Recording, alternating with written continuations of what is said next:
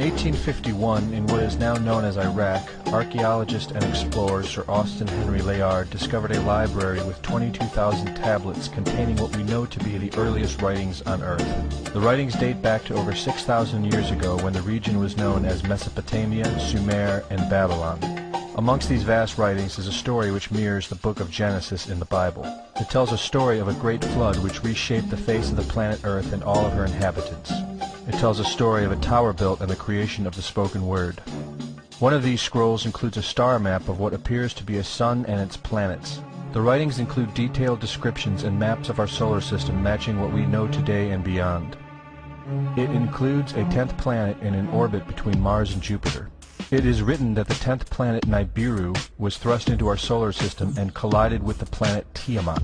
The remaining bulk of Tiamat over time became Eridu, the Earth as we know it, and the rest of her became the asteroid belt.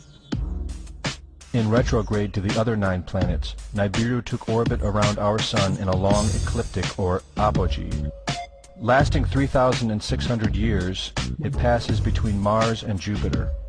In recent years, based on the patterns of our known solar system, astronomers have been looking for a planet with this same orbit.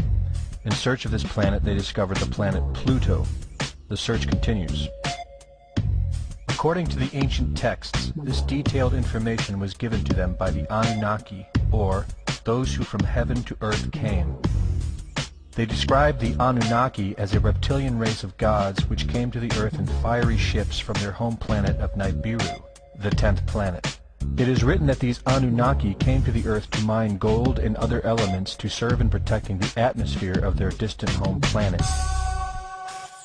After a workers' revolt, the Annunaki rulers began to genetically alter Cro-Magnon man to create a slave race, resulting in the human race. It was said that we were created by the gods in clay vessels.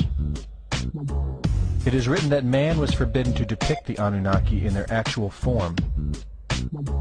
Just prior to the Great Flood, the bulk of the Annunaki would return home, leaving numbers of them behind to watch over the earth. Anu was king.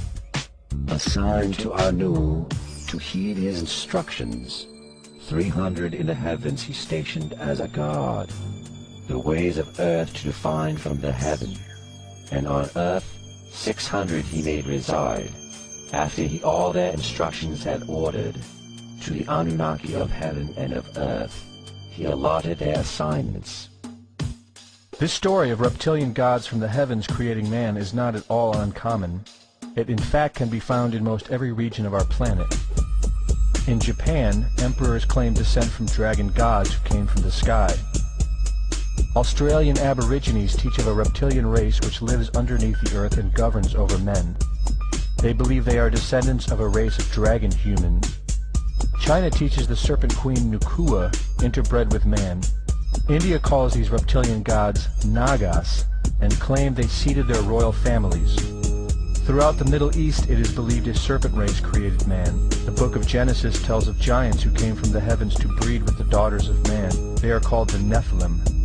In Africa they call them Chitari, children of the serpent. The royal kings of Africa claim descent from serpent gods who came from the sky. In South America, the Mayans teach that their ancestors were the people of the serpent. The Aztecs were said to be created by a serpent woman. In America, the Hopi Indians believe sky gods came to earth to breed with their women and refer to them as their snake brothers. The word Sioux means snakes, and Iroquois means serpents. It seems the only places you will not find this historical story is where the history has been methodically destroyed. The descendants of King Anu in Sumeria and Babylon can be traced throughout time. The pharaohs of Egypt were from the bloodlines of the Babylonian kings. The rulers of the Roman Empire can be traced to Egyptian hierarchy. All throughout Europe, the royal families can be traced back to the great Roman emperors. 34 of the presidents of the United States are directly descended from European royalty, with the remaining 8 who are only closely related to these same bloodlines.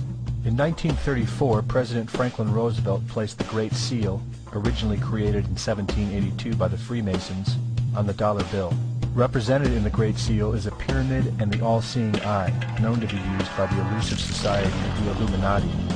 Strung together in conspiratorial confusion are secret societies such as the Illuminati, the Freemasons, and the Bohemian Club.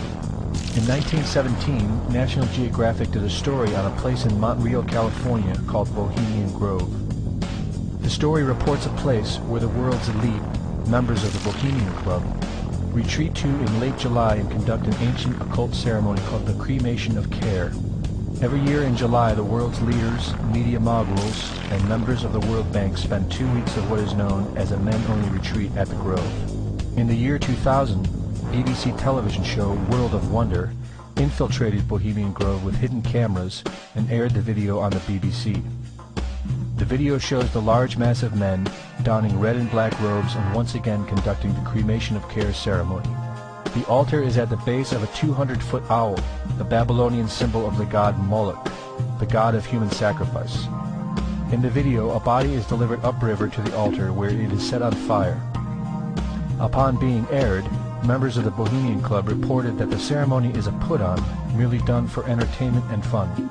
This history tells a story of our world leaders having a deep involvement in satanic tradition, worshipping our reptilian overlords, the serpent gods.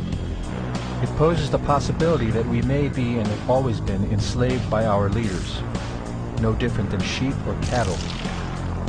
There is an endless amount of information out there which supports this, but don't take my word for it.